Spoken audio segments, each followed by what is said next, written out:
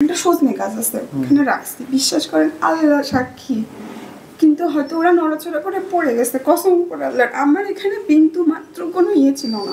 পাবনার ঈশ্বরদীতে ৮টি কুকুর ছানাকে বস্তাবন্দি করে পুকুরে ডুবিয়ে হত্যার ঘটনায় মামলা হয়েছে। গতকাল মঙ্গলবার রাত 11:30টার দিকে ঈশ্বরদী উপজেলা প্রাণী সম্পদ কর্মকর্তা আকলিমা খাতুন বাদী হয়ে মামলাটি করেন। এ ঘটনায় এক সরকারি কর্মকর্তার স্ত্রীকে গ্রেফতার করেছে পুলিশ।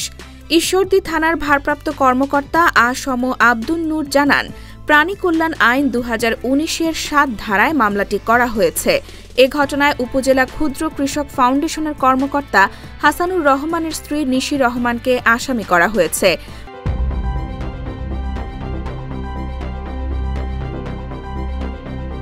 মামলা দায়েরের পর গতকাল দিবাগত রাত 1:30টার দিকে ঈশ্বরদী পৌর শহরের রহিমপুর গার্লস স্কুলের পাশে একটি বাড়ি থেকে তাঁকে গ্রেফতার করা হয়। এই বিষয়টি নিয়ে আমরা তদন্ত শুরু করি।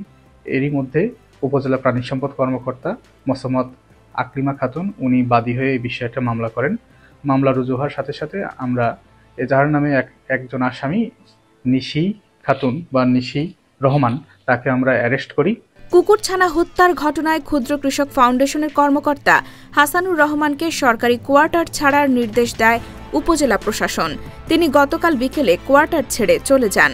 এ ঘটনায় গতকাল হাসানুর রহমান বলেছিলেন, সন্তানদের নিরাপত্তার কথা ভেবে আমার স্ত্রী ছানাগুলোকে সরিয়ে দিতে বলেছিল, কিন্তু এগুলো যে মারা যাবে তা ভাবিনি। আমি এই ঘটনায় লজ্জিত ও দুঃখিত।